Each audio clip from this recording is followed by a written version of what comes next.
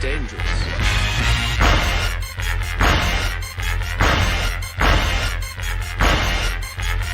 Bad feeling about this. You don't seem to understand something.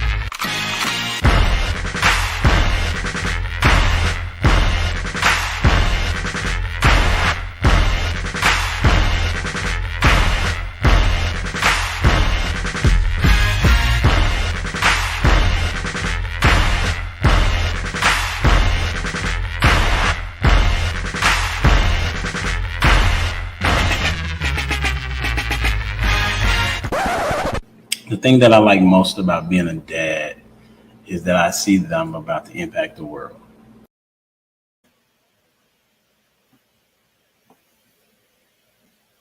What's up? It's your boy Humble Dad back with another edition of Humble Dad Podcast. Got a great show for you this evening. Why? How do I know? Because I said so. Simple as that. Tonight we're going to be talking about don't expect her to submit. And I've been having some really good conversations, whether it's here on my podcast or on other podcasts or just conversations I've had with friends and family about should women submit and why they should submit and what that looks like. And so got a panel that's going to come up and we're going to talk and have a conversation about should men expect women to submit, right? And so the question that we're going to start with is, would you rather work in a group or work alone? All right, and we're going to start with a newcomer to the stage, Miss Tamia. What's going on? How you doing? Hello. I'm good. How are you? I'm good. Glad you can make it. Thank you for having me. Absolutely. What Okay. you got on the question? Would you rather work in a group or work alone, and why? Okay. Honestly, I'd rather work in a group. I know that's a very rare opinion for many, but I prefer to work in a group simply because I feel like everything that takes more than one person makes such a wonderful thing. So I enjoy trying to figure things out with other individuals, see how other people's minds work, hear different perspectives. And I think that it always challenges me to give others the mic, you know? So I'm typically a person that likes to do things on my own. So I feel like when I have an opportunity to do things as a group, I enjoy it because it challenges me. And then the outcome, you can celebrate it with others. That's what's up. I appreciate you being here. Hey, we're going to welcome to the stage my homie, my friend. He tells everybody what, he pretty much don't tell people what they want to hear. He tells people what they don't want to hear. And I hope he has an answer because he always tripping. Here we go. Mr. Prototype. What's good, man? Chilling, man. Man, so no, I'm definitely a teamwork kind of a person, man. I've played team sports all my life, and that's just what I've been accustomed to. You know what I mean? Playing ball, and so I rather the team, aspect of it. I really don't like working by myself, to be honest, because I'm just not motivated. So you're saying that the team motivates you?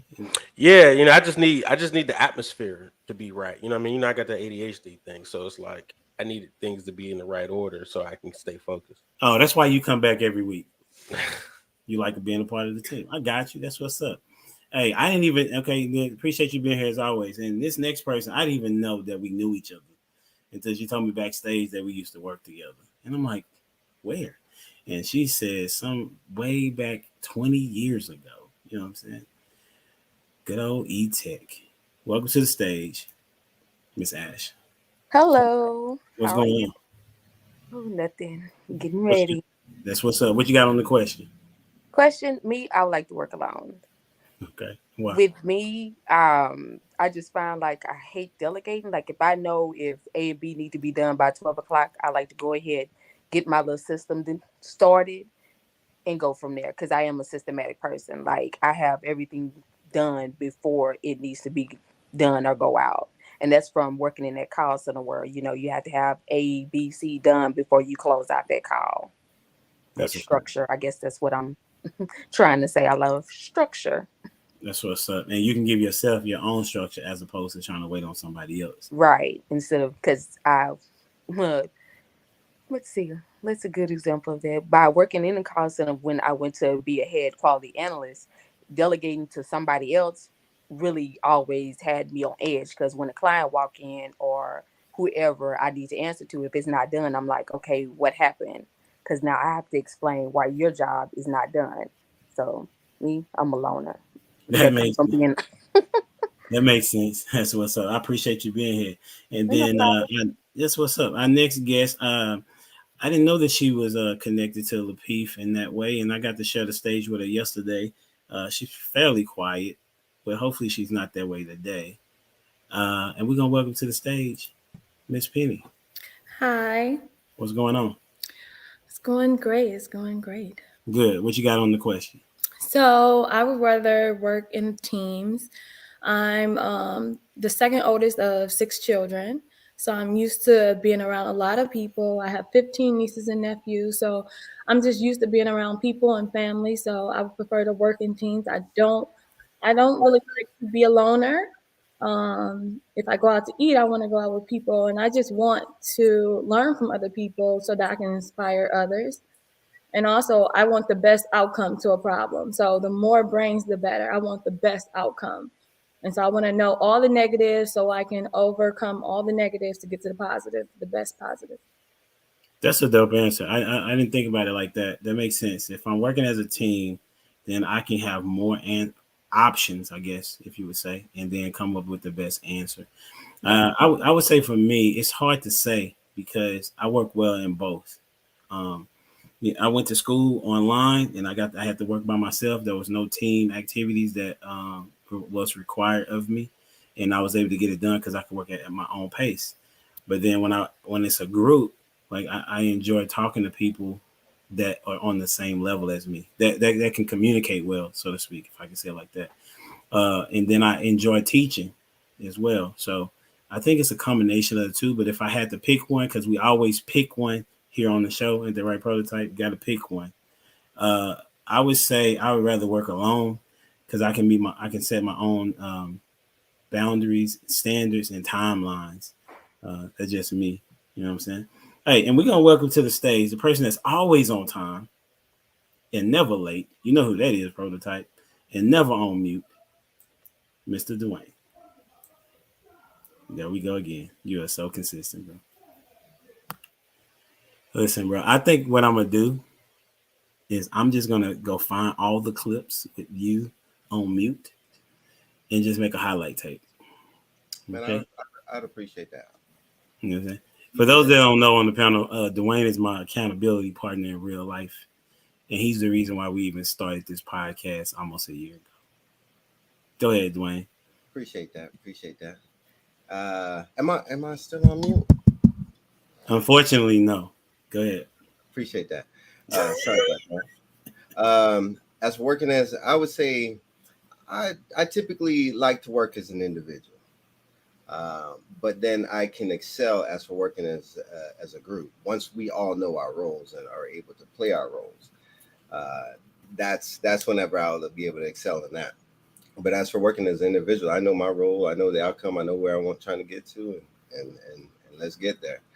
But then things do come up, and the more like what you were saying, Penny, the more minds in it does get you to a faster outcome with better options too. Because hey, the more minds, the better. That's what's up. But at the same time, they got to be a leader amongst that crowd. Correct. Because otherwise, it's just a whole bunch of people giving their opinions. Right. So here we go. We're going into the questions, and we're gonna make it very simple. The first question that we're gonna discuss is, what is your definition of submissiveness? What is your definition? And I get some think time. You know what I'm saying? We got a couple new people on the show, so I give you some think time. What's your definition of submissiveness? And we're gonna start with Dwayne Jones. Well done. You already knew I was off mute too. Well done. Think forward, brother. Absolutely. My definition, I look at like UFC or wrestling. Like you get somebody in a submission move and they tap, they're like, "Hey, I'm done. I'm done. I'm out. I rest." So that's how I look at submissiveness in that case. Like you'll bow down, tap out, and you'll give up the fight in per se. Who you got going next? Come on with it, Ash.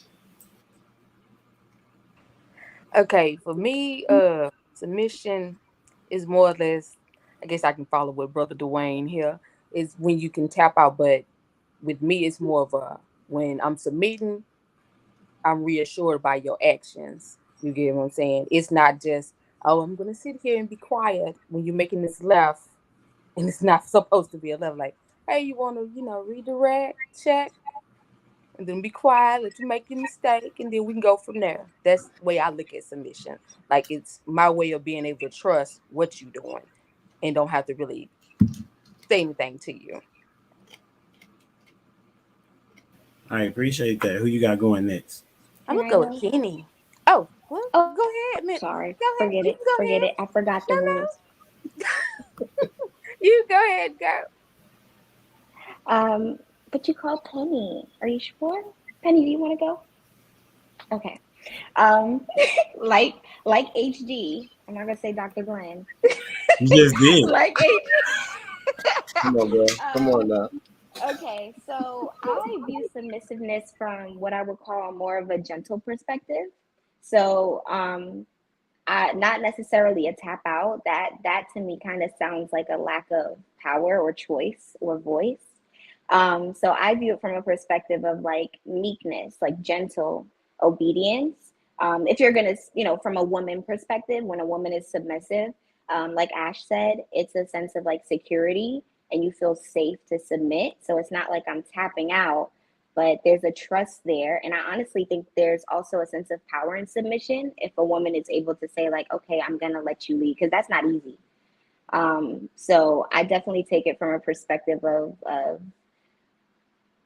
not wrestling, which I can get how that I get how I could give wrestle doing, but I definitely think when you're speaking on submission from a woman's perspective, it's definitely a more meek and soft and subtle kind of attractive kind of thing because you feel safe and you feel secure. Who you got going next? Penny. Thank you. When I think of submission and I think about it in a relationship or from a mother to a daughter or a coworker to a boss, I think of respecting direction with little to no concern of error or flaw. And so I feel like if I'm willing to submit to what you're saying or your direction, then I believe that there's little to no error or flaws in what you're saying. I respect you in that way. That's good. It's on you, prototype. So I would say submission as in, like player to, coach to player. The coach call the plays, the players run the play. Um, we really don't have no questions asked. We might like the play or not. It's not a matter of we like it or, if we respect it. But coach called the play. He said, run this. So we're running it. You know what I mean? So that's what submission is to me. You know what I mean? So that's kind of how I look at it. That's what's up. I think that if I had to give my own definition, I would say it's where leaders lead and and individuals are following. Right. If I just keep it a very simple statement that the person that is following is understanding the person that's in front is going to lead them to where they need to go. Right. And that's no matter if it's a man or a woman. Right. So as Prototype said, he's looking at it from a team perspective that when the coach says something, I just got to run the play. Now there is a time when we talk on another show, we talk about autonomy, right? There is a time where the quarterback can call an audible, but it has to be still within the scheme that the coach has already devised the plan, right?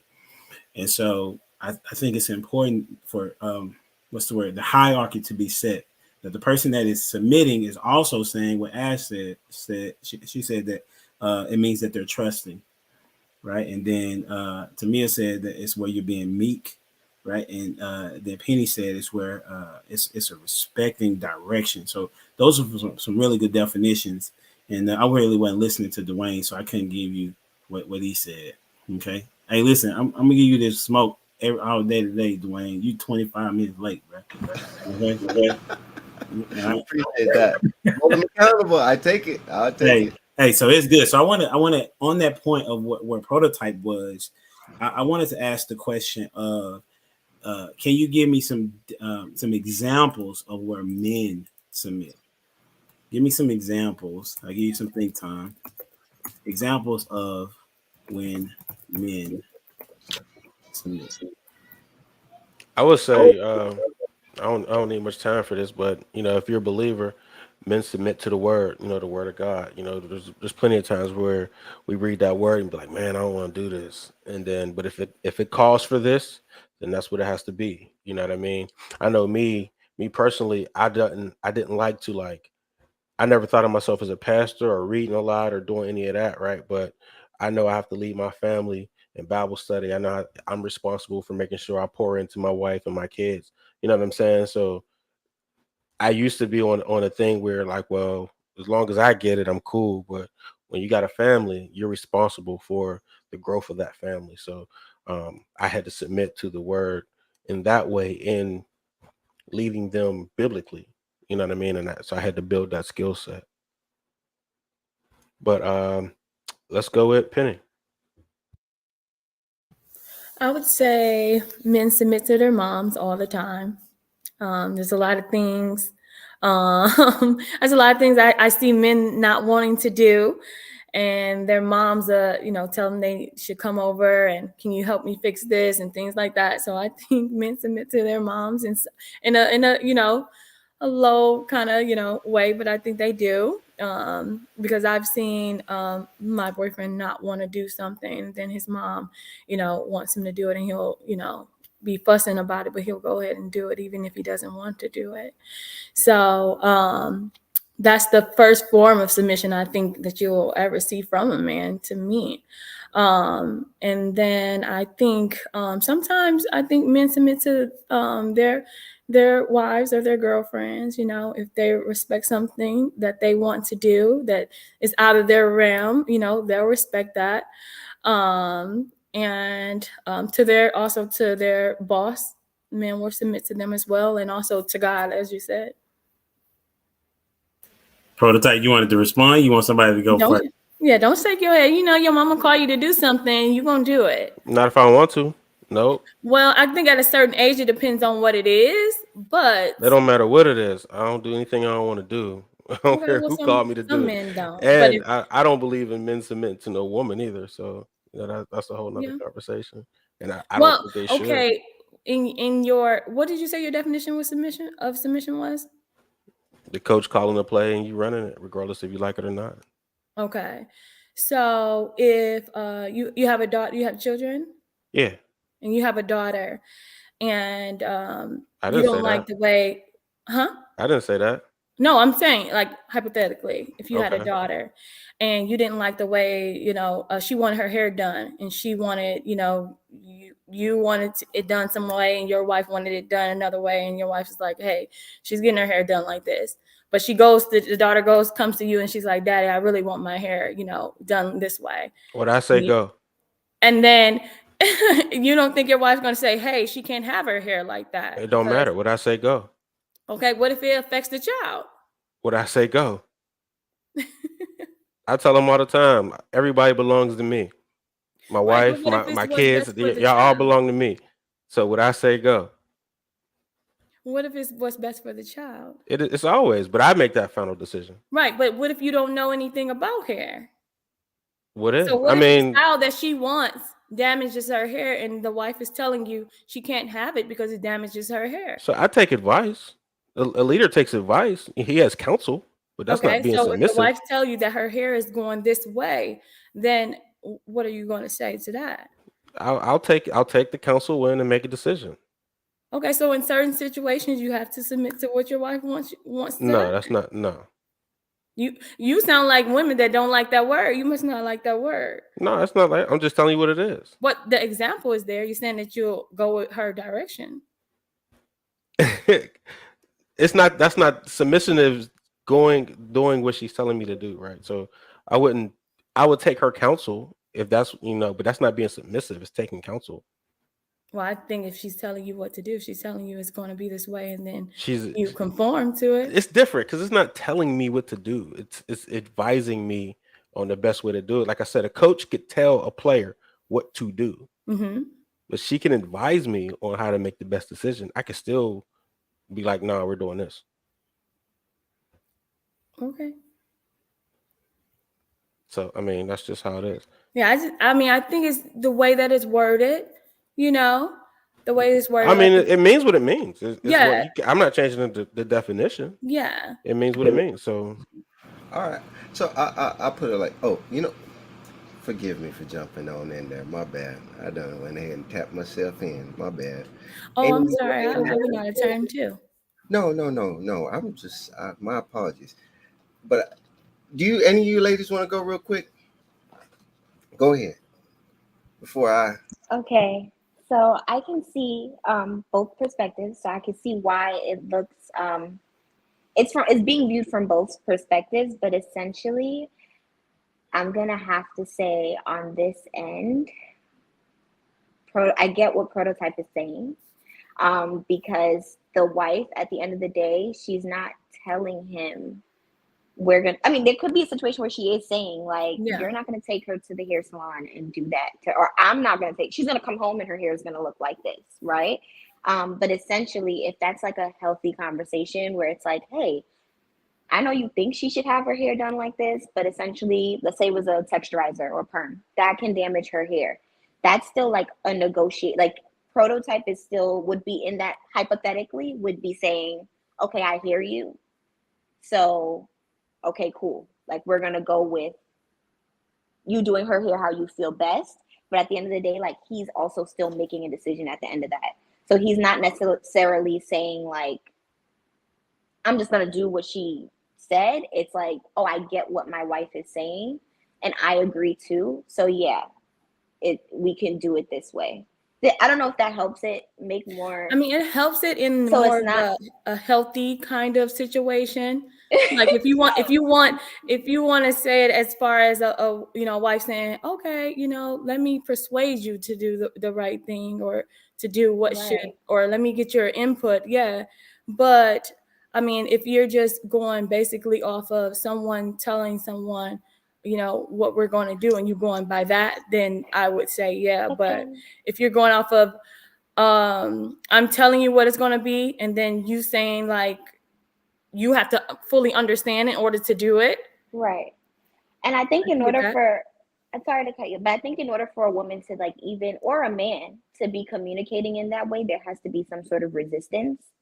So like there had to have already been a resistance happening for her to be like, no, this is how it's, like this is what we're gonna do.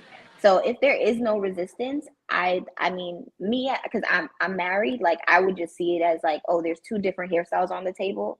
Maybe he saw that one and was like, oh no, that's cute for her school pictures. But then I'm like, actually, that's gonna damage her hair.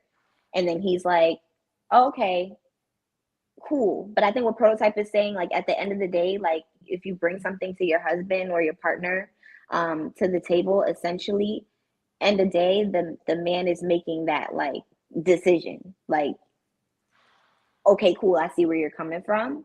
And I think that even like gives an example of ways men submit. And I guess it's how you view it overall. But I was gonna say like some men submit when necessarily they don't always want to listen to us. They don't always want to hear how we feel. It's still a choice, but since we're using an idea of what submission can be perceived as, where they say, all right, I know in my head, like, I don't want to hear all of this. I'm not really in the mood to hear all of this, but I'm going to sit down and I'm going to talk this out with my wife. I think that's a man submitting to what his flesh or naturally he just doesn't want to do, because submitting is like releasing control essentially. So if he didn't want to have the conversation and he does, I think that's an example of submission, whether it's him following what a man should be biblically by protecting and making sure his wife is okay and being a leader of the house, or if it's just by him like submitting and like, I don't want to have this conversation, but like Dwayne was saying, I'm tapping out and I'm gonna sit and I'm gonna talk to you.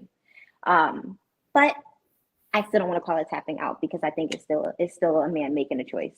Because if he didn't Yeah, want to have the conversation, he would have walked away and not had the conversation. So at the end of the day, he still has like that. I think it's a choice. nicer way of saying, you know how they say you have to convince a man that it's their idea to get it done. I think it's an easier way of saying that. Basically, you got to convince them that it was their decision for them to follow your decision. So, Even thinking. What you got on I that, guess, Dwayne? Hold on, real quick. yeah, Dwayne, Dwayne got something. you're speaking, but not speaking. Go ahead. No, man. Like, as for credit, I want to give credit where credit is due. So as for the tapping out, sometimes, and actually, you know, if in a relationship we're supposed to be getting better and mature together, it's supposed to be iron sharpens iron, right? So in that, it's like we come from different places with different information in which we've picked up along the way that we could attribute to each other and make each other better. So in that, as for submitting, like sometimes I better sit my ass down, like for real, like sit and take the. Here's a particular example. As to discipline my child, the Bible says, "Hey, spank them." As a matter of fact, the King James, beat them.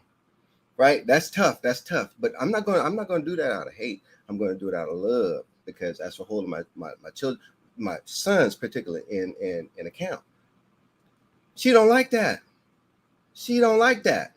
But because she's coming from the nurturing aspect of it, I'm coming from the accountability, the discipline side of it. So in that, like, I need to let her know in the sense of this discipline is for their betterment. In the same instance, whenever she can say, hey, you could try this approach with the more of the nurturing approach. Because sometimes as a man, we on and some of the biggest breakthroughs can come through whenever you switch it up. Whenever you do something different, and I can be, as a testament to my wife, I could be like, man, you know what? Sometimes she'd be like, hey, Dwayne, you didn't have to jump at him like that quick. And I'd be like, oh, he needed it. But then for the next time, I'm like, taper. And in that, I get more measured and I get more mature. And in that, my kids can also then see based upon that response as well. So if I'm in tune to that direction, and as for tapping out, it's for the ideas and how to best effectively accomplish the goal. I'm willing to tap out if my idea is garbage compared to somebody else's who got something better. That's how I look at it. And there ain't nothing wrong with that from my viewpoint. Shoot. Ash, what you got? Okay. Well, you can respond to them, or you can respond to examples of when men submit. I would like to go with prototype, because I understand what he's saying. Like, if his final say so, but it's his final say so. This is why I brought the idea to him. But I also get what Dwayne is saying, because he's like, okay, if this didn't work, my wife is on the outside looking in at how I'm doing it. Maybe she see a different avenue that I could have taken, because sometimes the same thing doesn't work with child B like it did for A or C. So you do have to take a different avenue. Because with me, I'm all of it. I'm the mediator, dictator, the lover, the nurturer, and the disciplinary, all in one. So, sometimes I'll just raise my voice, or I'll come through, cause a little storm, shut my door, and then all of a sudden I hear some stuff going on and it's done. So with me, I would think, for me, on my perspective, a man submitting is when he's able to take something I said and apply it, but not come back at me like, oh, rah, rah, rah, rah, this is not gonna work out and stuff like that. That's how I look at submission. Because if we're, like Dwayne saying, bouncing ideas around of trying to get the house together, on the iron sharpening iron, we should be able to do this in a calm manner, and it may go his way, because we all, like I said in the beginning, behind the scenes, that I'm not always right, and I know that, and that comes from parenting, just being an adult, being on several different jobs. Is maybe the avenue I took wasn't always right. So you do have to be able to submit to somebody and listen to their ideas. And I think that's the problem with everybody, not just for men. It's just everybody. Our egos get in the way, and we don't submit in the way that we need to, so we can receive the information properly. That's what's up. Hey, Jennifer, welcome. Welcome on. Hey, you know where we at? I'm kind of getting it, but if I mute and I like put my finger up, Just know that I can't answer right now because we're in the Okay. middle of Does a that take. mean that you're like leaving the church? No, Okay. no, it means they're going for a take and I can't talk. Oh, okay. Can you Um, want to respond right now then? okay, yeah. So examples of when men submit. From what I was I think I came in when Prototype was talking about how it's not really technically a thing. Seems like, is that what you were saying? Yeah, it's not really, and I feel the same way. It's not really technically a thing. Like him taking a suggestion under consideration or something like that. That's not him submitting. Like an example of a man submitting in my eyes would be when he leaves the final decision to another party, be it his wife or whatever. That would be him submitting in a sense. Not really. And they're about to do another take. So sorry, y'all. I gotta go on mute. No worries. Okay. I think That's Penny, you. Oh, go ahead, Prototype. well, another thing that kind of like it's one of those triggers. The iron sharpening iron when we're talking about heterosexual relationships, man. It irks me because women are not iron to sharpen men. You know what I'm saying? Like men need to be sharpened from other men. Um, Women are supposed to be in a soft situation where they're not sharpening you. So I just don't believe in that situation because women always want a man who could pour into them. You know what I'm saying? They normally get frustrated when they feel like they have to sharpen you. You know what I'm saying? So expecting that iron sharpening iron from your relationship is just, I think it's just unrealistic. I'm glad you said that. I'm really, like my mom's, right? Going back to the moms, right? Uh, I learned a lot from my mom. I also learned a lot from my dad too. And I think that's why we talk about those dual households where there's the nuclear family with the mother and the father, because you're picking up traits from both of them. They're sharpening you up to face the world, and the better equipped or the sharper you are whenever you enter the world is the better off you'll be. So in that regard, I think that spans all the way through marriage as well, because it is a give and take. It ain't just me always just giving my opinion. This is how it is. No, sometimes I better sit back. And you know what? Who can draw a better reflection of who you are? Like if they're doing it from an honest perspective, Your right? peers, not your woman. I don't necessarily sleep with my peers like that, right? I don't pillow talk with my peers like that. Like my peers don't know my deepest desires like that, right? So in that, whenever as for holding one accountable, as we're doing these life goals, I don't set life goals with my partners or peers like that, but I do with my wife, right? So whenever I am straying away from these or deviating from life plans in which, and she say, "Hey, bro," like, no, she don't call me bro. So let me fix that. She say, "Hey, like this was the plan." Although I could be like, "Oh, baby, it's how I say it goes." I better have a good explanation for the deviation or switch up. Why? Because if it was to happen in the inverse, I would require the same thing. So in that, I look at it from we now becoming one. It's still a be ye perfect. So in our marriage, it's still a pursuit of being more mature, being perfect as we blend better together, coming from the one. So man, hey, in that I would much rather be able to be a better person. And how much what better than the person that should know me the most? It was my I'm a mama. It was my look. mama. Then it went to my wife. What it say when you turn into a man, then you leave your mother and your mother and your father. My mom doesn't sharpen me at this point. She asks me for No, all but you advice at did. this point. You know what I'm saying? Like she doesn't have a man, so in that case, when things come up that a man should handle, she's asking me how she should handle certain situations. It's no more her pouring into me that way. I'm grown now. You know what I'm saying? And she understands that, and that relationship has adjusted. Nor as it should if your mom was not, if your father wasn't around. Your mom Yeah. will start asking you to be that man to fill the role that your Oh, father would. and just like you, I'll say I'm a similar situation. My mom's not married, right? So in that, like my mom was married to my dad, no longer married. But then I do see those things where then she does want and ask for certain things from me. I'm like, dang man, you're supposed to be your husband. And I do feel a certain way because yeah, that's my mama. But then I'm like, that's a husband's role. So not everything I can do. So I have to say no whenever I can. But with all due respect, that was the person that raised me. So in that, I mean, I gotta give credit where credit's due. And you know what? She did her best to keep me within the guardrail so I didn't fall into the gutter. So in that, man, that's sharp, because not many parents, even mamas, single mamas, are able to even accomplish that. So blessings and honor to her in that regard. Tamir, on you. What you got? I have a question for Prototype. So I get what you're saying, in regard to being a leader, understanding that, you know, your say is best to lead, be the head. But when it comes to giving input and taking consideration, and honestly, like what Dwayne was saying about iron sharpens iron, I'm not visualizing it from like such an abrasive sense, like with masculinity. I'm seeing it as like a person, you would want your wife to be real with you.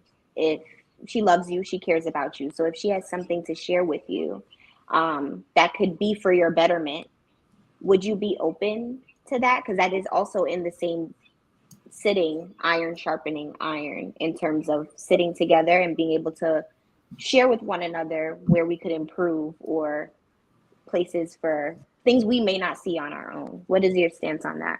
I mean, I definitely take it in. What she might be seeing or whatever. So we could take it back to the coach player, right? So I'm definitely going to list, like, if my players are on the field, if they come back to coach like, hey, coach, they're doing this or they're doing that, I'm gonna be like, all right, well, I'm gonna take that in and might make adjustments. Yeah. But that's how that relationship works. It's not like I'm not talking to my coaching staff. You know what I'm saying? Right. Like, I have a coaching staff to help me be a better coach, not Right. necessarily my players. Like, you know what I mean? Like, there's sometimes where your player could, help you in some Mm-hmm. cases, but it's just not the same as coming from the perspective of coaches to coaches. You know what I mean? Right. Like, coaches go to coaching summits, not player summits. You know what I mean? Got it. So it's one of those things. Such a good dialogue. Does somebody have something to add before we transition? This is good. I just want to say that's kind of where I was coming at with the perspective of the hair situation. I mean, it was just a thought off the brain, but that's kind of what I was saying. I mean, I respect, Prototype's opinion about it, but in my household growing up, my mom, things that she couldn't control, she made decisions on that. My dad, the things that he was in control of, he made decisions on that. And so with the whole hair thing, that's what it kind of was like. That was, this is her realm. She does the hair. She makes sure the hair is protected. So she would have the final say in that. So it's kind of like, the iron sharpens iron kind of thing. Is this is your realm, you know more about it, you can lead us in a better direction, lead her in a better direction with that. And plus, even thinking about hair and Black children, moms doing their daughter's hair is major for a woman growing up in life. Her, understanding who she is and what she likes about herself. So I think in that regards, if she would know more about that than you would. So to me, she would make that final say in that. And that's kind of where I was coming from with that perspective. So even let's take it to the hair. So I do have a daughter, right? Mm-hmm. And even in that relationship, when the hair thing would come up, they would think it's okay. Like, my mom included would think it's okay for, like, to put, like, protective styles, like protective weaves in my little daughter's hair. I wasn't with it, and they're saying, "Oh, this is best for her hair, so it could grow." Blah blah blah blah. This and that and that and this. I'm like, "No, that's not happening. We're not doing this. We're not putting no braids with the long extensions. We're not doing none of that. If you don't braid it with beads, don't do it." So it's one of those things that even in that situation, a man understands a different realm. So I didn't want my daughter being looked at a certain way. Women don't understand that. You know what I'm saying? Y'all, oh, this is just cute. This is easier for me. This is convenient. That's all y'all understand. And that's what they're pitching. And it was on me to be like, no, we're shutting that down. Braids and beads, no weave. Like, you know what I'm saying? So that's even when I speak on that, the hair thing, it's my decision at the end of the day. I think it's interesting. This topic. This is why I always want to have this conversation about submissiveness, because I think both men and women struggle with it. Men struggle with it from the position of their faith, and which is interesting because this prototype says if we were playing sports, we're gonna listen to the coach more than we would listen to God, right? And then women have a hard time being submissive, but you all chose the dude to be with. That's what be weird to me. That's so weird to me. Like, no, you can't tell me what to do, but I want you to be my leader though. You can't do that, but that's what happens, right? And from the man perspective, it's like I look at men, I say to them, who are you even following after to tell your woman how she should follow you? You know, like the best leaders have been followers. You know, even Jesus himself said that that he didn't even look at himself as God, even though he was. Prototype, you doing a Dwayne? What you saying? I was purposely doing a Dwayne, but that's different. That's a different conversation, bro. Yeah, that's fair. It's fair, but I'm just giving the small context of it. That is very interesting to me. That on both parts, there are men that want a woman to be submissive, but he's not submissive to anyone. And then you have women who accept the man's invitation to marriage or relationship, but then be like, I don't want to follow your lead. Like that, you feel me?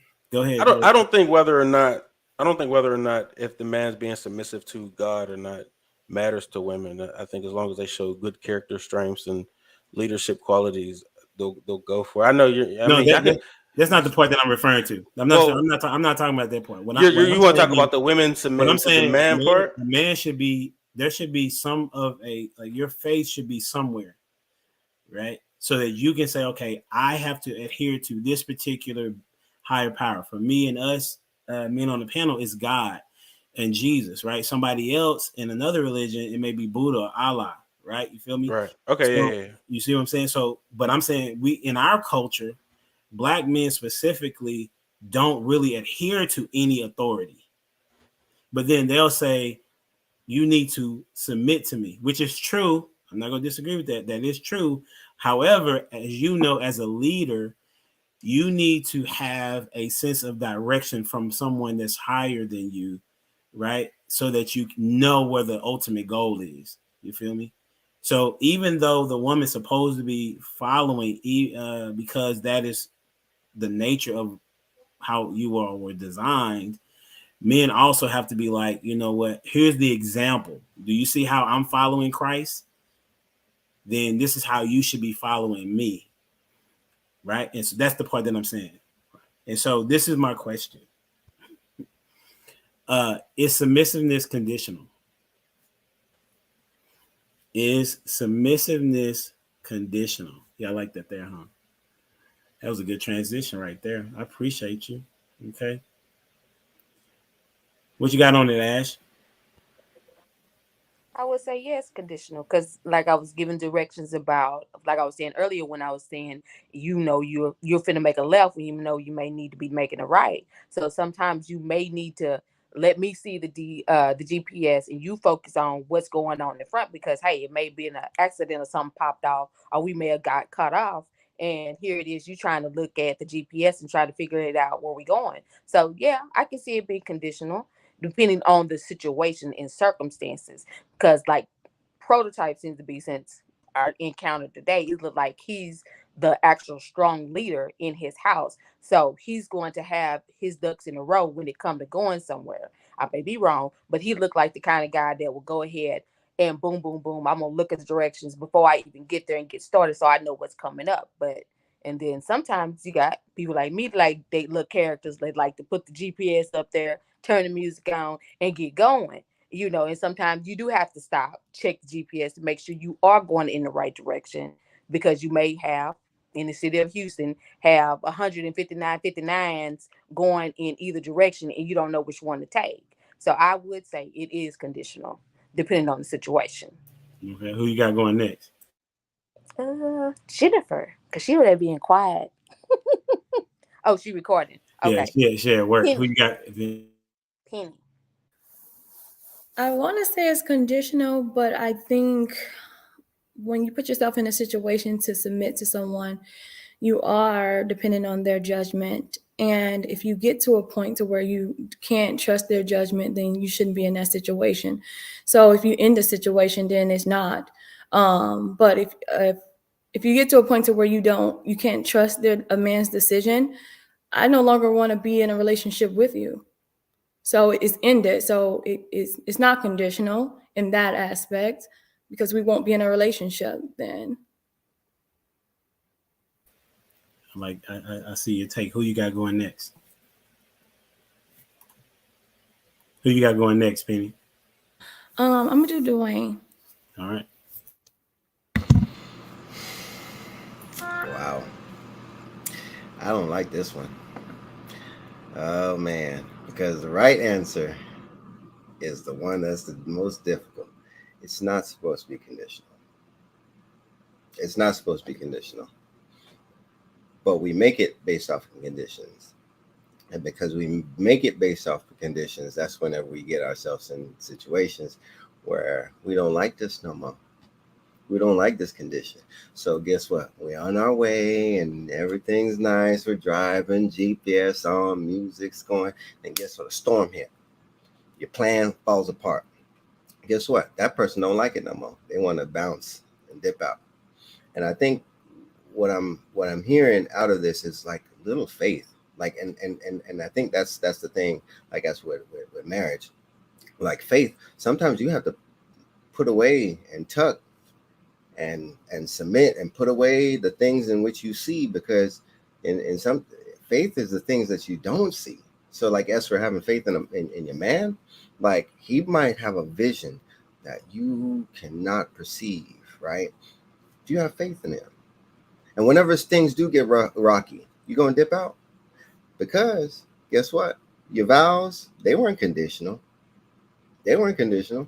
Like actually, I lied. Death, it is conditional. You die, cool. All right, you're good. Go and do your thing. But that's the condition that it puts on it. So until death do us part, through sickness and through health. So it's like all these things like conditional. Man, she couldn't give me sex today. Like she talking about she had the flu, right? Like so I went out there and did my thing. That's conditional. Like, and I say that in like the most carnal sense of it. Your needs weren't fulfilled.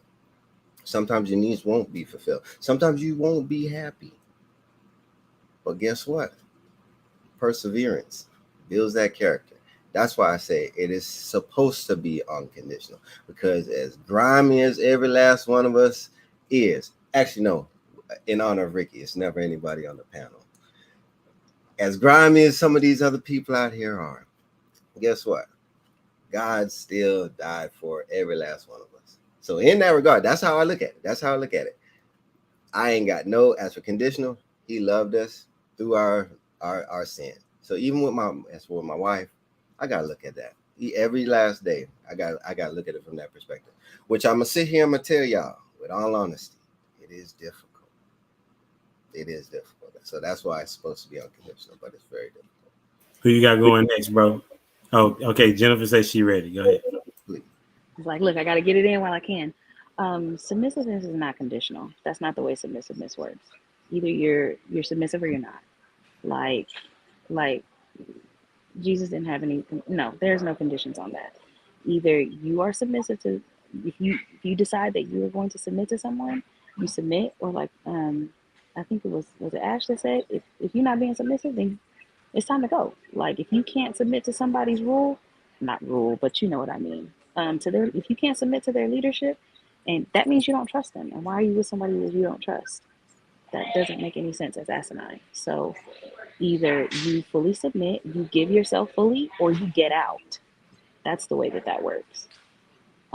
Because if you really, people like to say that it's like, well, I think Ricky said it before. It's okay, when he's making decisions that you agree with, it's easy to submit. But when he's doing something that you don't like, then all of a sudden it's a problem, and that's not okay. That's not what submissiveness is. That's not how that works. So my answer is no. Submissiveness is not conditional. If there are conditions on it, then it's not true submissiveness. This is a marriage of convenience. I'm gonna do it until it's not convenient for me anymore, and then I'm gonna have to make some waves, and then what you got? Nothing but problems. That's what's up. Who you got next? Tamia. Or is it Tamaya? I'm sorry. Tamia. I It's didn't. Tamia. Tamia. Okay. Hey, she couldn't wait to Thank go. you. Listen, I know, I'm I know. To itchy. me, she couldn't wait to go. Go ahead, girl. Okay, so I agree that in a perfect world, or a world where we have died to self, submissiveness is unconditional, and that is the truth. It is meant to be. That is how God wants it. It is supposed to be unconditional. You're supposed to love your spouse unconditionally, better or worse. So that means unconditional. Um, I will speak to truth though, where we struggle with that, and why this is even a question is it becomes conditional when we have ego involved. So now I feel like you're not keeping me safe. Which is valid. So emotions are valid, but at the end of the day, it's like everyone is saying, you have to choose to submit or you don't. But when it comes to a circumstance like marriage, if you truly believe that once you're in a marriage, you're in a marriage for life, till death do you part, there is no like, why am I still here? It now becomes, how am I going to reset myself to trust you, to have that faith that Dwayne is talking about, that has no sight, because sight can be deceitful, and then go ahead and be like, I'm going to submit to you even when I know right now I don't feel my best, or I don't really trust you, or you did whatever and we have to rebuild from the start.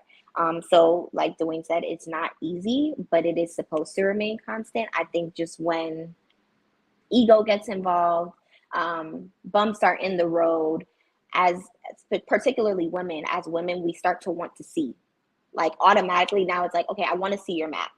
I want to know your next steps. And it is fair to let us know, because you should also want your wife to feel secure and safe. If you are truly like taking your male role seriously, it is also on your list to walk around and know that your wife is not like in the back scared and wandering.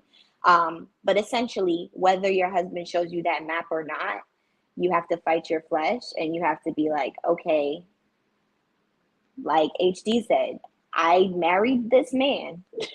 I said I was going to trust this man for better or worse.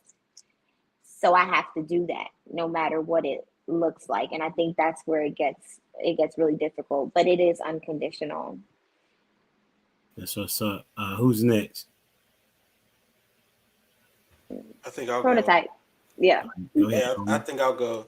Um, I think it's definitely conditional, just because we're natural people, right?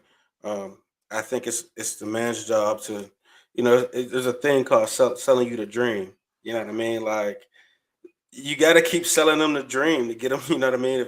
If you need her to run into the wall, she'll do it as long as you sell it right. You know what I mean? So it just is what it is. I think selling them that dream is a part of our job, um, to make sure they believe in whatever's going on, or you got to kind of protect them from whatever's going on as far as like the outside weather, so they don't even see that. And if they start to question your judgment, they go on flight on you.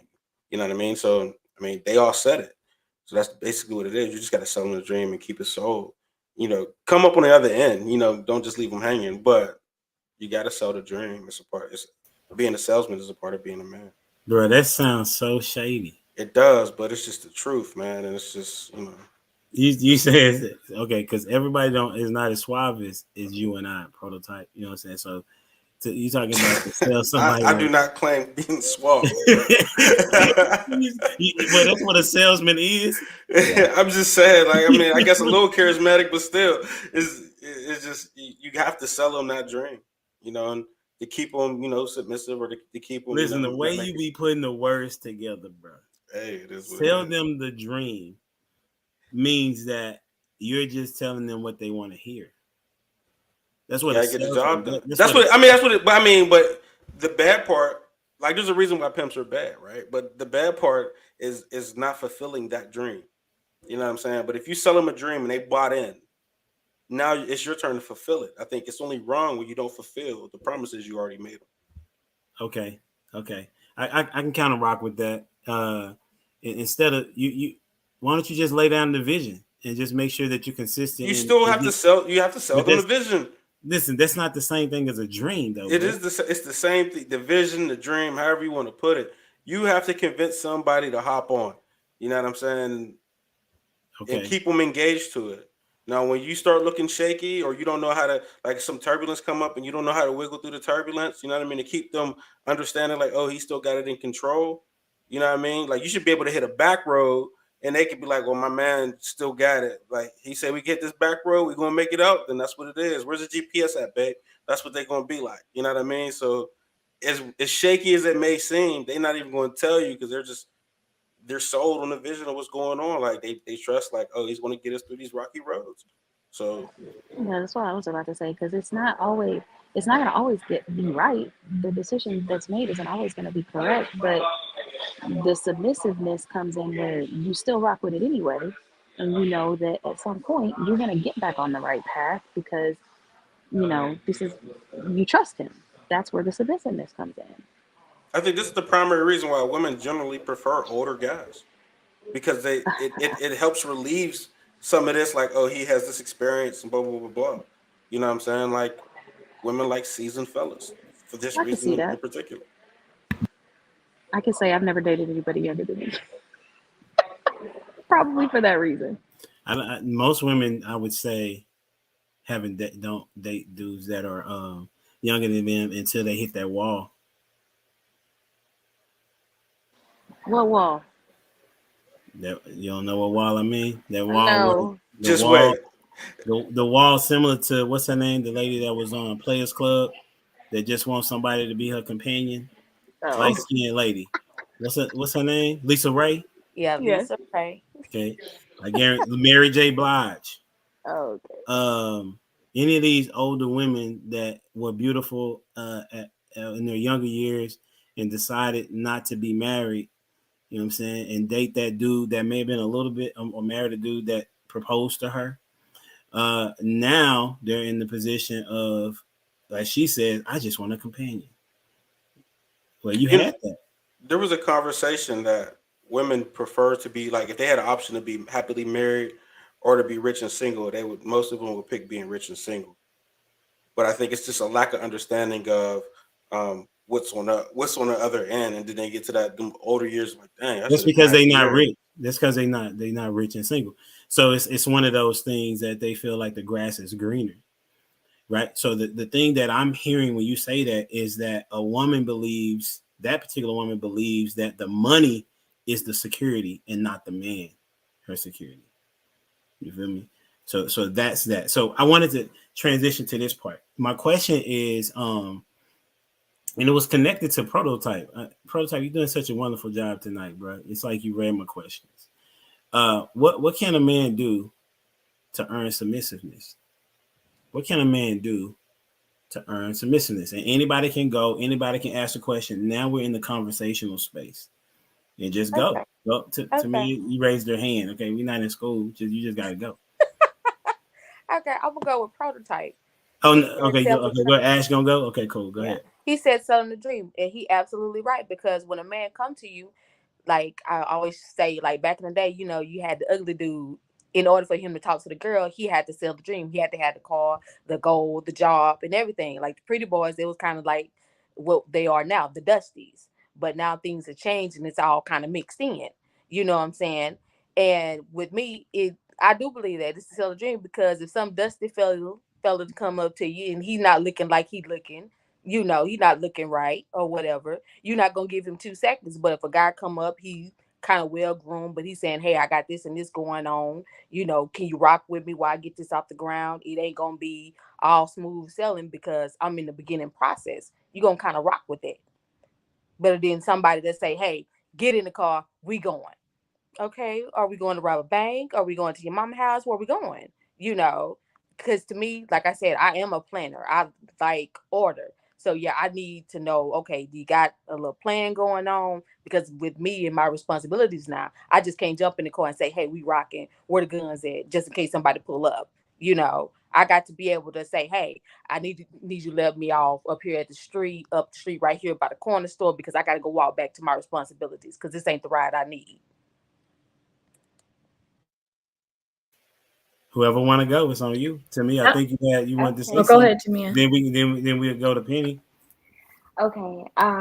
So I feel like women always get told to chill out, go with the flow, right? So I feel like men should automatically understand that that is not what we need to see to earn submissiveness. So, like Ash was saying, what a man needs to do to earn submissiveness is communicate, like show your priorities, show that you have like a plan. And that doesn't mean like come to the woman and be like, this is what I'm going to do tomorrow. No, but it's like, oh, if you're dating for a certain amount of time, it's now getting there. Oh, okay. Where do you want to live? Where do you want to start a family? It's like certain conversations or keynotes that show like, oh, he's thinking. He's thinking, he's forward thinking. I think women, to earn submissiveness, a man has to show like they're thinking ahead. Like, we're not only just living in this moment, you're not only wanting your time with me now. There are signs that you're showing that reflect, I want to make plans with you and I want to include you in those plans. Once a woman feels included or added into somewhere in the picture, and this man is like asking how she's doing, what do you think about this? Oh, this is what I have this plan for here. These are my goals. I feel like that's what causes security. Nobody walks into anything, even if you're talking business. You do not walk into anything and say, oh yeah, take me anywhere, without any form of information or being able to trust that that thing or person is efficient. Even at your job, you don't start a job if you don't know when they're going to pay you, or you don't know how they're going to pay you. So it's a matter of, hey, he's reflected that his head is working. He's not just sitting there. And then also he talks to me about it. And that's how, it's not just like, oh, watch me and then just automatically trust me and now I want you to hop on my bandwagon. It doesn't work like that. I think women, we don't just sit back and relax until we know like it's safe to do so. Women are very calculated. So I think at least in the beginning, a man needs to show, or throughout in his own way, but definitely to gain submission, you have to show that you have a right mind. I'm gonna challenge that real quick. Somebody asked me, but you Oh. know, Penny's gonna go next. You said that women are calculated when it comes to relationships. Okay, because I know where you're about to go.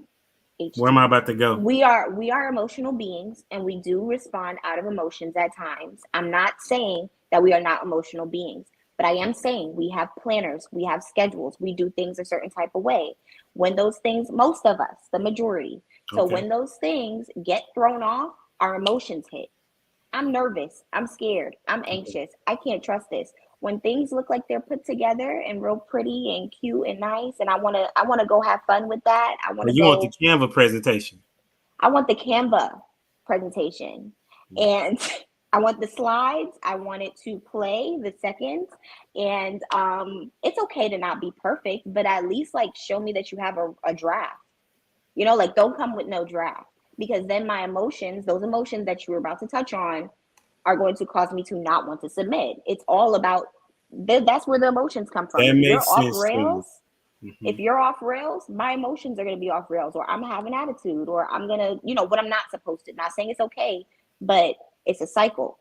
So it's like, if you are not creating stability, my emotions might not be stable because I'm a woman. Like, That's a solid point. That's a solid yeah. point.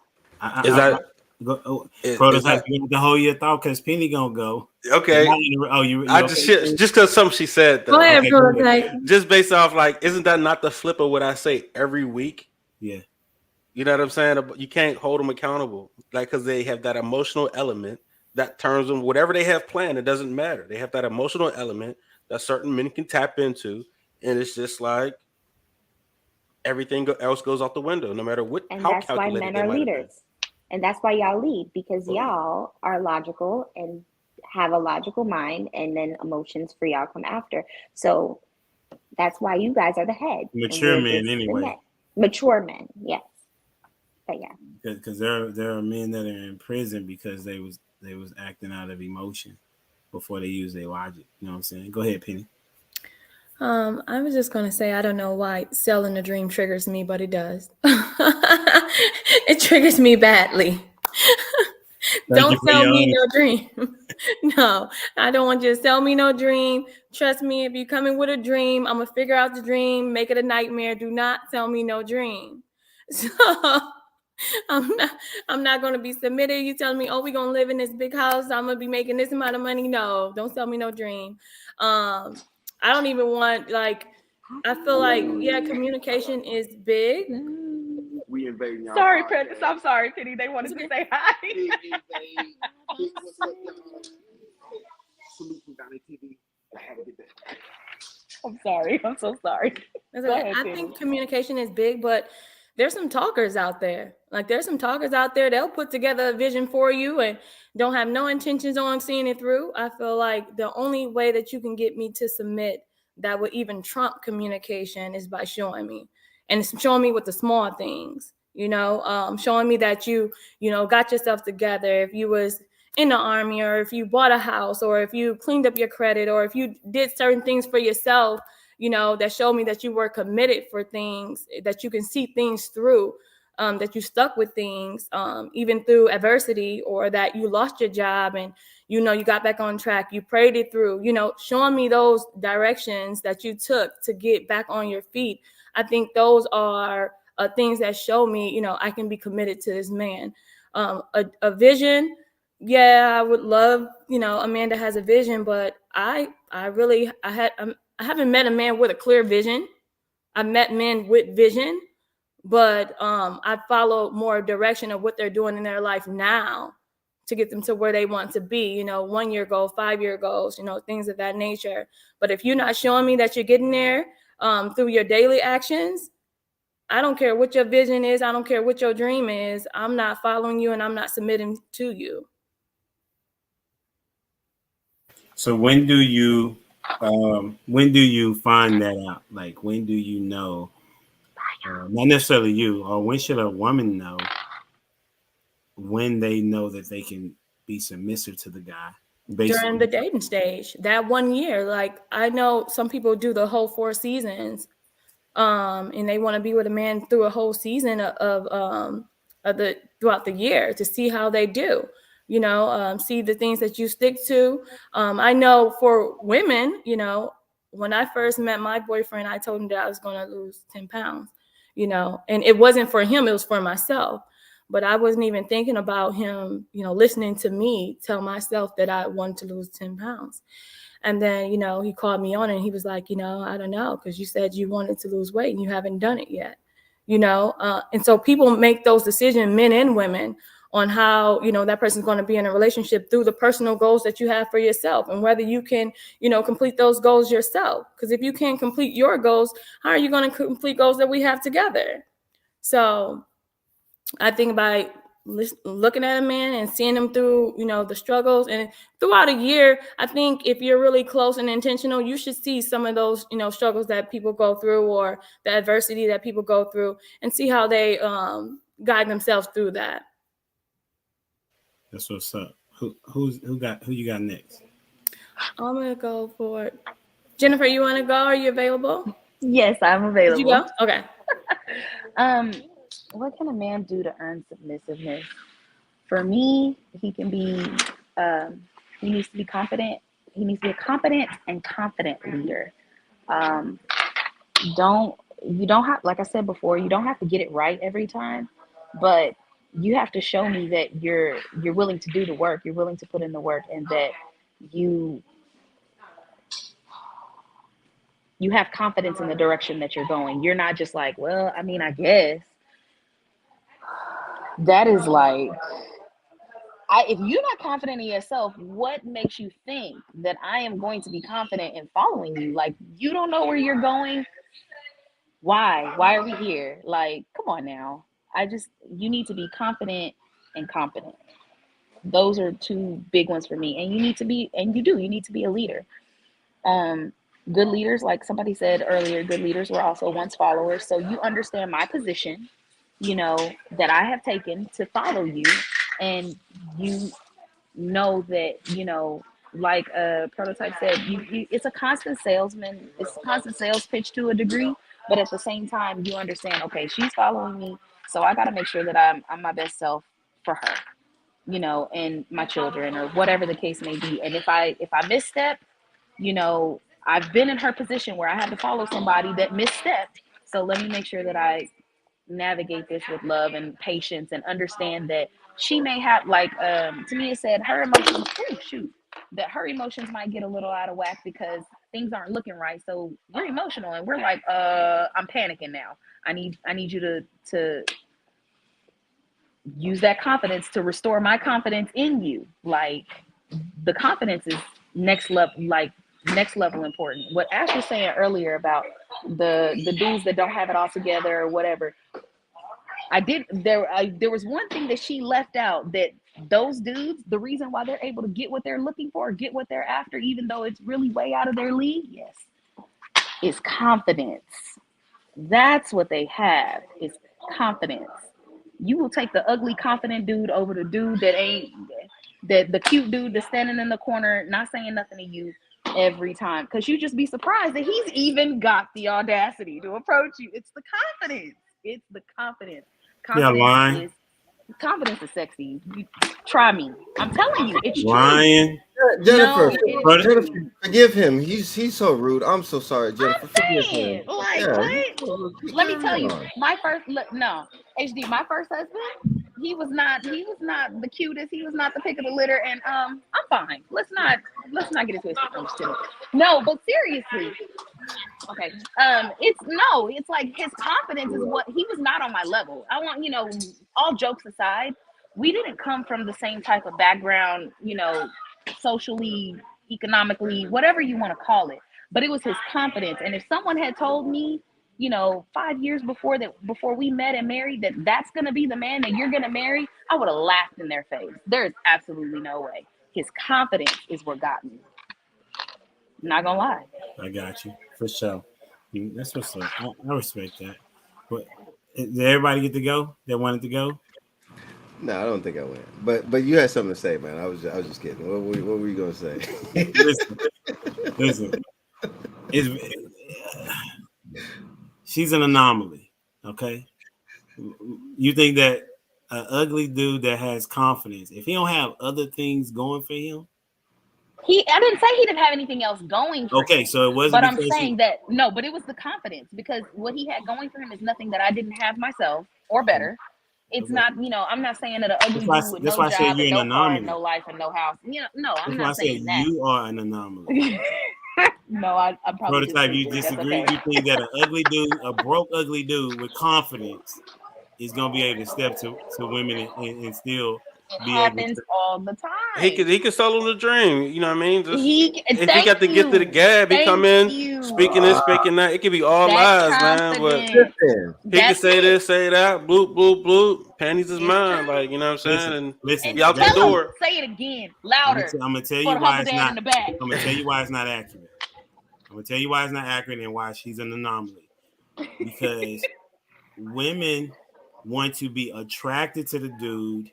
Now, if it's the confidence and he broke, okay, most women ain't gonna give him no more play. Like, he may sell that dream that first day, but he gonna have to have some type of accolades, like Penny was saying, something, right? Or else you shooting really low. So listen to what I'm saying. You said what you said was he can be ugly with confidence, is what you said. That's what you hung it on.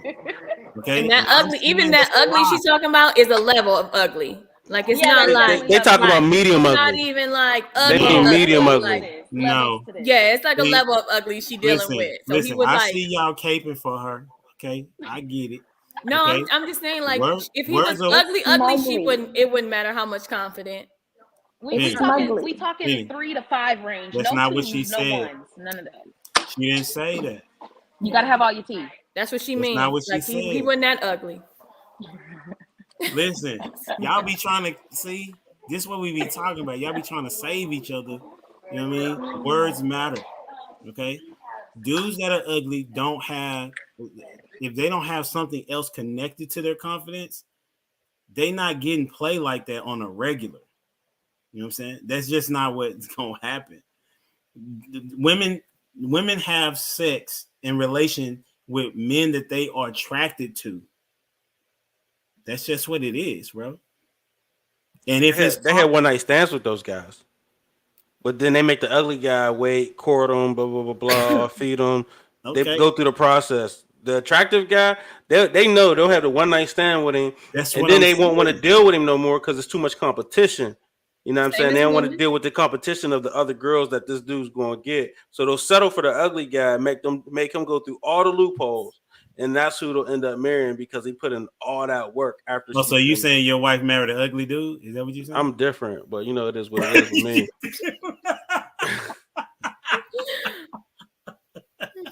I'm just Hey, saying, bro. kudos, man. Boy, you switch gears real prototype. He Kudos, walked man. right Well into done.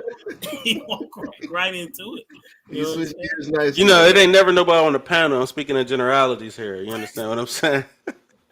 Yeah. I don't like to speak in generality. I can do personal. But it's okay. Why do you not like to speak in generalities? Because I mean, when you start to do that, then you start to go over talking points and things that just isn't true, not even in your environment and people that you're dealing with. And people hate to put their personal business out, but if you live in your truth, then nothing could affect that.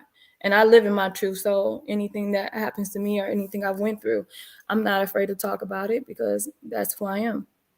And I respect that. I think that's the dopest way. But at the same time, the reason why generalities happen is because when you're on the panel, you're talking to a broader audience that's trying to hear what you got to say. Now, if there was nobody involved, if there was no audience, then the personal sharing your personal becomes a little different because now Yeah. you're learning from each other, which is what you're doing, which is good, right? Because that's where the actual change is going to happen. And so what you see in these YouTube streets, there is a generality that speaks to the majority, though. Like, for example, Yeah. the majority of women struggle with being submissive to a man that they decided to be with. Yeah, but then the general, it's like what like you said in High the percentage. YouTube, I you said in the would say YouTube 80. streets, right? Say it There's again. the YouTube streets and there's like these streets, and Yeah. those are two different generals, so it's like And I'm you saying that they're not when it comes to particular things such as being certain things. submissive. And I've talked to so many women, okay, Mhm. and men as well, that it's a struggle because what you're doing is you're giving up your power. Yeah. So I mean, I think the submissiveness is perspective is good for the general, but I yeah. think that, you know, depending on, who watches, when I used to watch some of the Peep shows, and it was like constant women, like, getting on women, constant. And then you watch these shows trying to look for an answer when you're not that type of person. And you can't get an answer because you're so focused on these things that's not, you. And then the women around you are, generally like you because you guys have something in common and you can't see that around you either. So it's like, okay, great, let's talk to the general, but let's also address, the other side of it, because you can't find an answer if you're always on the general. And if that doesn't apply to the women who are watching who wants to know, then how does that help? Yeah, I'm with you. That's why I said, and that's fair. All right. And All I women can, are the same. Don't you do it. Wait a Don't you minute. do listen, Here he it. go. listen, Don't Don't you check do this do Here out. it. he it. Check this out. Not the go. same Don't as you I I'm was gonna do at it. tell, listen, 23. I listen. done Don't grew you up just a do little it. bit. Just I a little think bit. Here the he challenge go. is, and I'm gonna let him say this. This is the thing I think that it's hard to hear because Prototype and I have talked to a lot of women. Tamia has been in rooms when I talked to women, and they thought that they was different, but they mindset was the same. You remember that, Tamia? You know what I'm saying? Y'all think that I do. I y'all think do. that y'all are different, right, than other women, but the majority of what y'all do. Now there's some outliers, don't get me wrong, but the majority of women have a hard time, whether it's past trauma or whatnot, however you want to fix it, have a hard time with having submissiveness to a man. So for example, you got the Mhm. Kiki Palmer situation, Mhm. right? if we go there, right? We talked about this. Women came to her aid. Mm-hmm. The majority of women came to her aid, right? And she was wrong. She was wrong. He was wrong for putting it out. Mm-hmm. Yep. But she was wrong in what she wore because she's still a mother, right? But the majority of women was like, he can't tell her nothing. What you mean? So You let him put a baby in you. let me chime in. He can't tell you other stuff though. Can I say something to Go that? ahead. I see why he feels away. He has all rights to feel away. There is a certain way to carry yourself when you are modest, when you reach certain points of your life as a woman.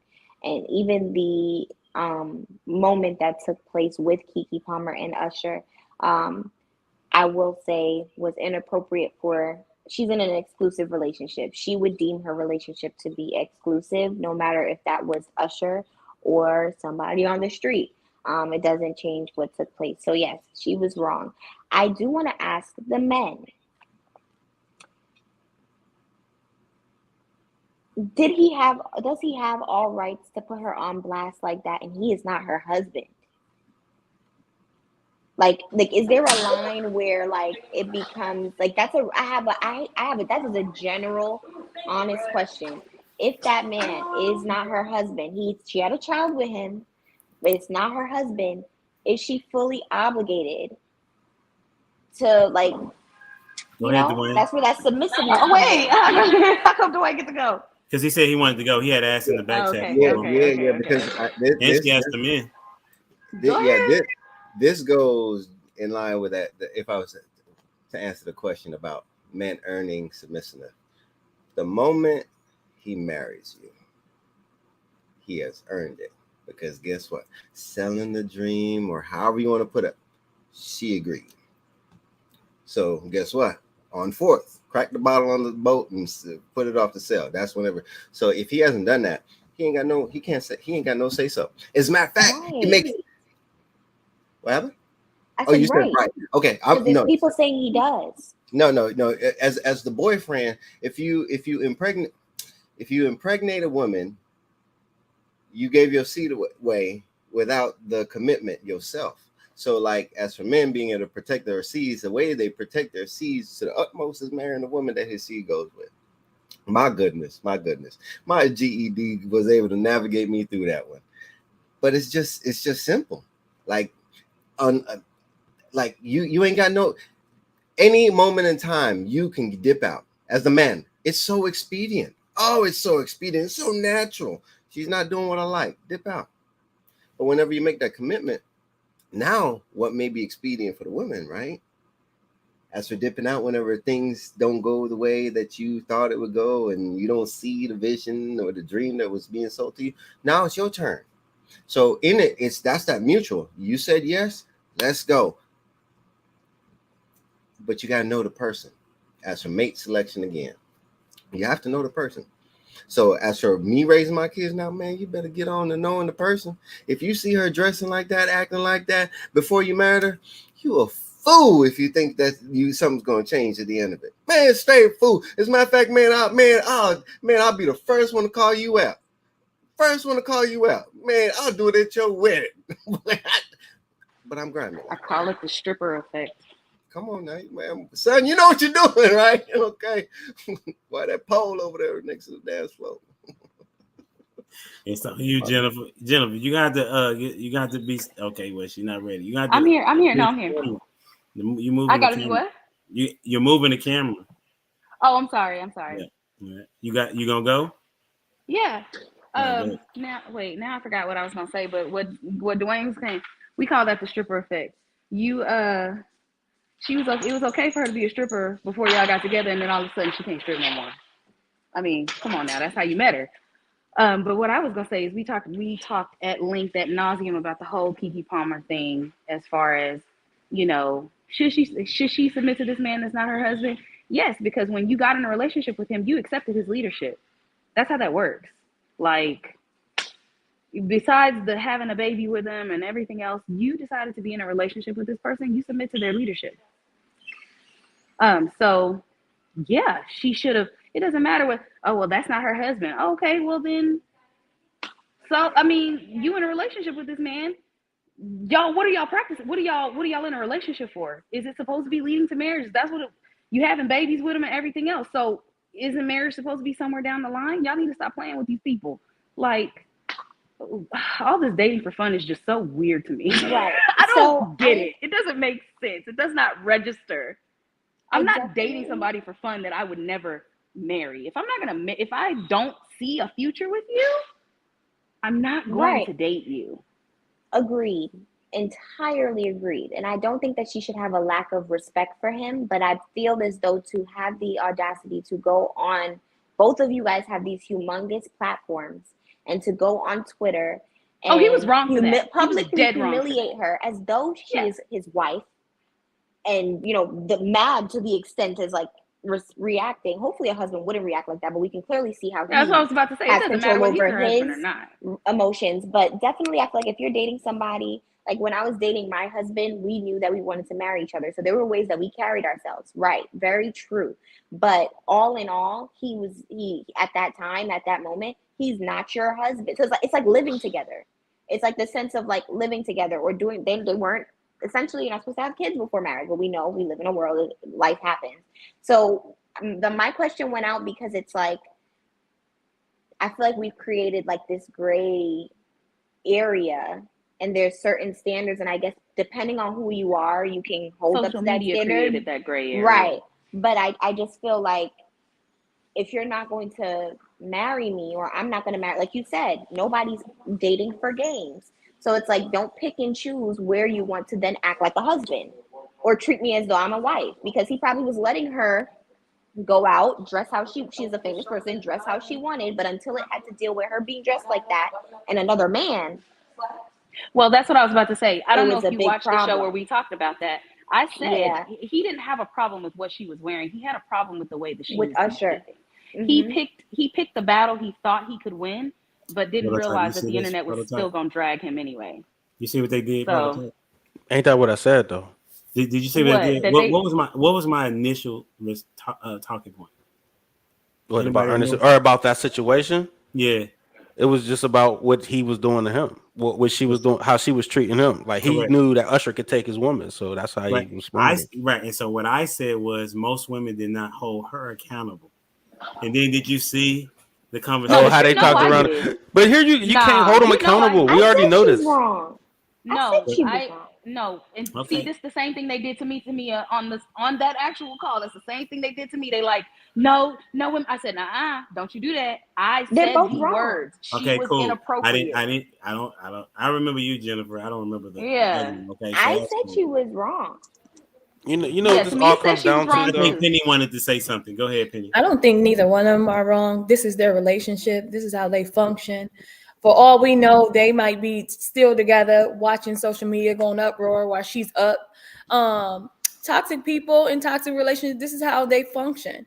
It's not a wrong situation. This is how they fight. This is how they argue. They like attention. They go on social media. I'm going to do this to you. You do this to me. That's their relationship.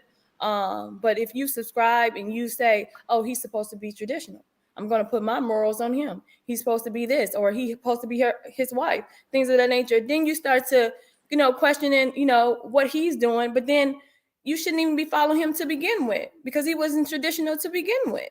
You shouldn't know anything about him or the sources that post him either, because none of those are traditional either. So it's just, about their situation. I think that's how toxic people live. I mean, it's for entertainment. I don't get too caught up in that situation. And I also feel like if he had cheated on her and he had posted about it, would it be the same energy? Because they weren't married. Would it be the same energy? It's like, no, your words is your commitment. That's your oral commitment. So if you say we're in a relationship, then I have a say to say, I don't like something that you did. Now, if you're an entertainer and we're posting on social media, then that's just what we're doing. But you can't say he's wrong for posting if that's what they do.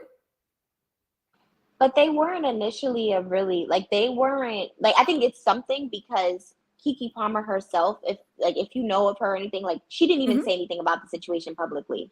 They were not a extremely public extreme. She didn't say. She probably discussed it with him. Right, But but what did outside she of do like, though? Instead of posting about it, what did she do? She made some Advertised merchandise. herself. She Yeah, she advertised the mess advertised out of herself. herself. That was the most Kiki has ever advertised herself. She advertised that. She She made even money gave off y'all. of it. She fed y'all food and y'all ate it up. She even said, "I was gonna post more pictures." Y'all ate it up. You know, that was what she was aiming for. She wanted that feud. Now she's everywhere. Right. I was just saying initially, like they were not like a highly public, like we didn't know about him till them really dating till she was pregnant.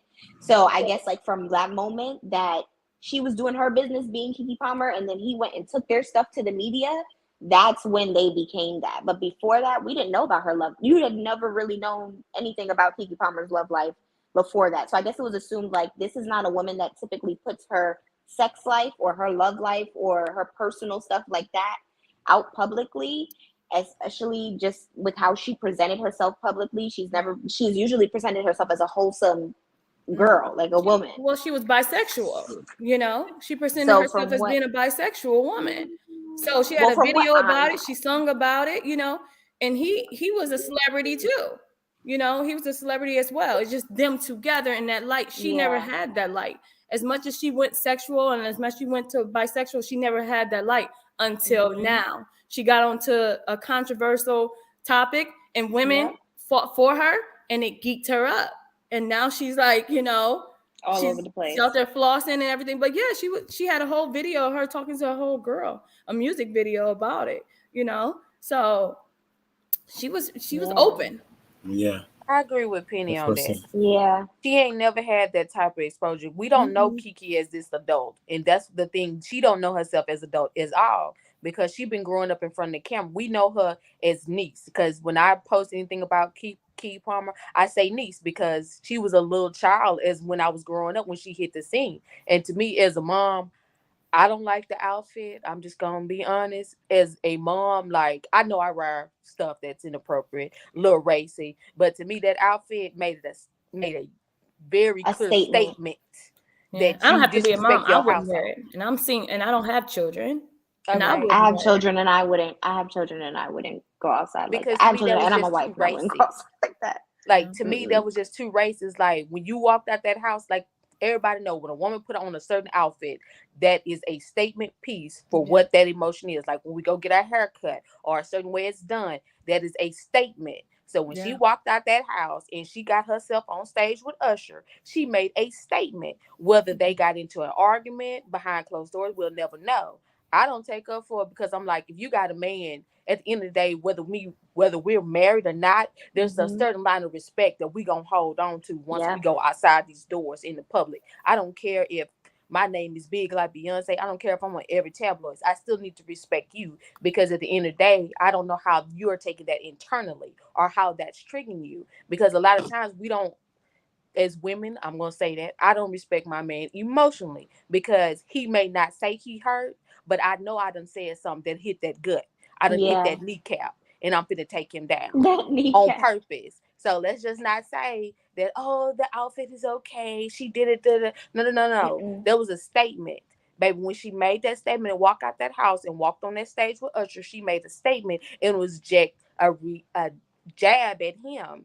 And of course, he probably don't know how to deal with the situation. He probably grew up with his mom and looking at how his mom react and his dad probably not reacting. So he did what the new age people do, take it to social media so he could have some backup. But the thing is, it backfired on him because we as women, we gonna huddle around ours. You ain't gonna come for ours.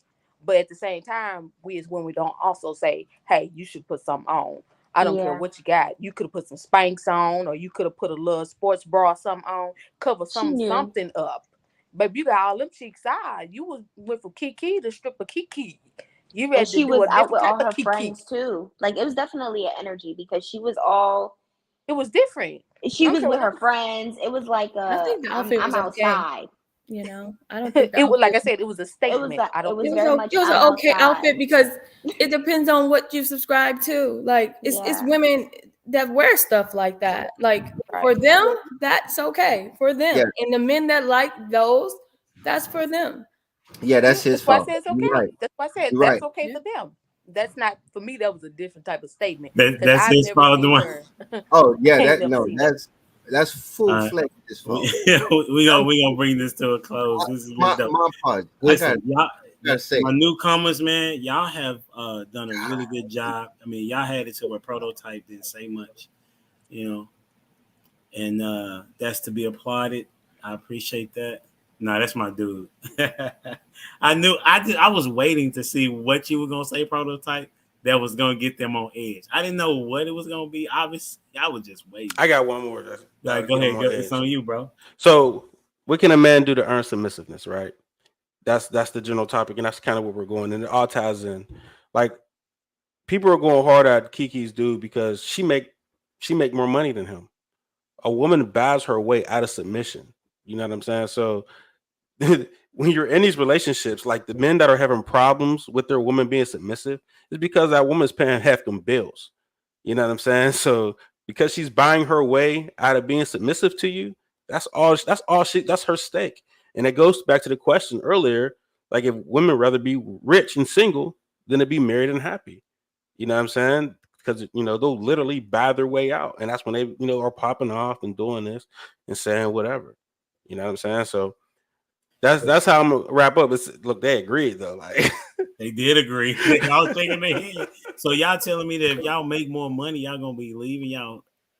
Not leaving, no, but it definitely it puts a battery in the back. I'm not saying I would do that, but it puts a battery in the back when you feel like I'm carrying this too. It gives the women the ability to be like, oh, I'm doing this, or I'm doing that, or I pay for this, or I do. Once they don't have, what can you really say? But it puts a battery for a woman that's in the wrong mindset at the moment. NBA stars is what you're saying. Basically, the stars in the NBA make the money. They make more than their coach. More times. I think it's just even once, like from what Prototype was saying about women, like personally me, the wife I am, I would be very, like, I don't know. I just understand what it is. Like me as a wife, when I don't have to put it, I will if I have to, but there's a respect that comes with like, no, this man is in this house, paying these bills, showing up. I don't have to pick up a finger. I don't have to do anything like that. I'm gonna watch how I speak to that man. I'm gonna respect that man. That comes automatic for me. For me, I'm gonna respect my husband no matter our circumstance. But most definitely, a woman, if you're speaking general, if it's even with friends, like if you held me down, I don't have anything disrespectful to say to you, or I'm gonna be mindful of how I treat you. But if you know a man is supposed to hold a household down, and it's not putting you in a position to have to hold anything down, then you are going to have a respect for that man. Once that slips, especially if it's like, oh, now I have to do this, now I have to do that. It's a lot of talk. Like it's a lot of talk, and there's a battery that goes in that back that gives like at least the slightest itch to be like, don't forget I also am helping. Don't forget I also am keeping this roof over our heads. And it's not right. It's not right. But realistically speaking, it's true. Like it's true. She's making more than him. She feels a little bit more confident to go out dressed like that and look at him when he's like, oh, you're a mom. It's like, that's how she hears him. Like, you're a mom. so I think it's the true. nagging is flipped. The nagging is flipped, basically. That's all it is. The coin is flipped. He ain't got the money to keep her under control, so she gonna go out here and say, hey, shut your mouth, get in the house with the baby, I'll be back. Wow. It's just pretty much what it is. I mean, when you really look at it, if you take it to that point, you can see that in some women that make more money than their husband. They sit there, hold the purse, and be quiet while the women go out and act like men. I mean, it's not right. Like she said, it's not right. Because to me, I feel like your man should always feel respected and empowered, no matter what the situation is, no matter who got the bank. Because if he don't feel that way, he not really gonna be with you too much longer. He gonna find his way out, and you're not gonna like the embarrassment that come with it. That's really good. Have y'all heard of a lady named Tabitha Brown? I think that's her name. Yeah. Yes, I love Auntie Tab. Auntie Tab. She made more money than her husband, and she retired him.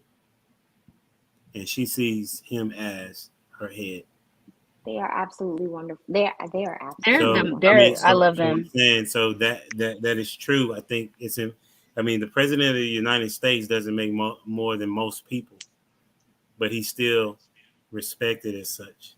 Mhm. And at one point, I feel like I read somewhere that Michelle made more than Barack before he was president, and everything. With the yeah, I feel like I read that somewhere that she made more than him. Yeah. He was successful in his own right, absolutely, of course, but she made more money than him. That's what I'm saying, but that's why we're trying to communicate to other women, because there's never anybody on the panel, that money does not present a dude's power in the house, because he still has to be able. He still has to protect you, right? It's Somebody come in the automatic. house, his responsibilities are not different because you make more money. Right. That's what And I'm you know, saying. we get that confused But in it our builds- head. Submission is supposed to be like- for better or worse. Submission is Like, supposed to to me, be it said, though, unconditional. Yeah. It can, I like she said, also see. it proves that. So for women him. will pay for looks though. Like if he has a higher SMV than she does, she'll pay for that. Remember the dude that went to jail and all those women bailed him out? Yes. So like, you know, so that's the catch-22 on that. It's whoever has the higher SMV on the same thing too. SMV, for those that don't know, is sexual market value. Yeah. Okay. But it also builds resentment. It builds resentment. This has been good. I'll let y'all go over. Y'all be acting like the Pentecostals. Shout out to the Pentecostals. You know what I'm saying? I'll be trying to end at 10:30. Y'all be trying to, whatever the case may be.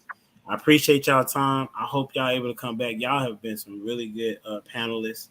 You know what I'm saying? Hopefully y'all come back. Y'all will. Maybe I should just talk offline. Y'all coming back next week? Yeah, I'll come back. Okay, you know what I'm saying? Prototype wasn't too bad. So yeah, I'll come back.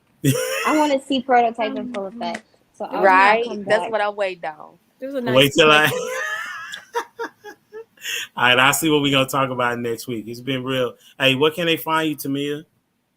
The Coach Mia, TheCoachMiah on Instagram. On Instagram And TikTok. What you got, Prototype? What can they find you, bro? Man, you can find me Prototype Dad on Instagram. We on YouTube. We're all over the place. You know what I mean? So make sure y'all follow your boy, and we'll talk later. Ash, where can they find you? You can find me on my favorite Instagram, 360.diva, DIVA. What's up, Penny? You can't find me anywhere. I'm not a social media person. I don't want to be endorsed. I don't want followers. But I will join the panel, and I do sometime to join Lapeef's panel. So, but you can't find me anywhere. Try not to. What's up? You sound like Dwayne, antisocial. I love people, but people I don't know, it's no need, My social media is for my family and my friends, and anyone who else, wants to follow, but I'm not doing any preaching, or I'm not doing it for money or anything. No worries. I appreciate you. Hey, Dwayne, what can they find you? DwayneJonesPhotography.com. You so boy, I tell you. I'll talk to you later, bro. I know we gonna have this conversation. We always had this conversation throughout the course of the week. What happened on Monday? So we'll talk about it. What can they find you, Jennifer? You can find me on IG at Curls Arlise, Curls with a Z, CurlZarlise. And as I told you before, it was gonna be a dope show, and it has been. And I appreciate everybody's perspective and time. You can find me obviously here if you want to check out anything else I got going on. HumbleDad.life. Until next time, we out here. Deuces.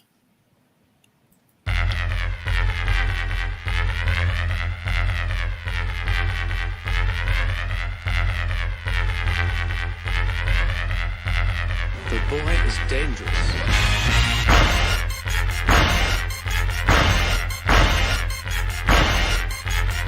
Bad feeling about this.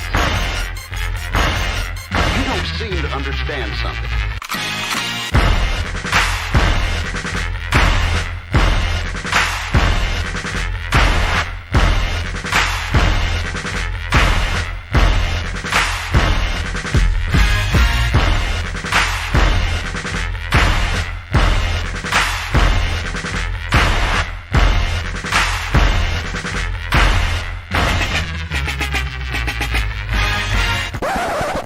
The thing that I like most about being a dad is that I see that I'm about to impact the world.